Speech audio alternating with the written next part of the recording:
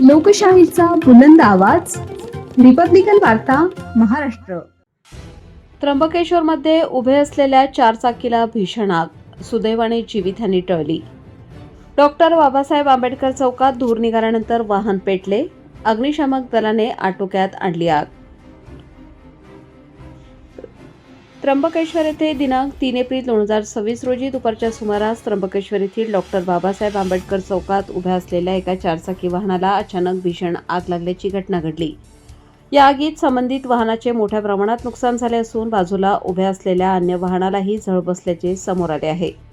मिळालेल्या माहितीनुसार संबंधित वाहनातील प्रवाशांना गाडीच्या पुढील भागातून धूर निघताना दिसला. यामुळे त्यांनी तात्काळ गाडी चौकात उभी करून खाली उतरून पाहणी केली. मात्र काही क्षणातच गाडीने पेट घेतला आणि आगीने भीषण रूप धारण केले. घटनेची माहिती मिळताच त्र्यंबकेश्वर अग्निशामक दल तातडीने घटनास्थळी दाखल झाले. अग्निशामक कर्मचाऱ्यांनी तत्परतेने प्रयत्न करून आग नियंत्रणात आणली. या घटनेत कोणतीही जीवितहानी झाली नसली तरी वाहनांचे मोठे नुकसान झाले आहे. दरम्यान या घटनेमुळे परिसरात काही काळ भीतीचे वातावरण निर्माण झाले होते.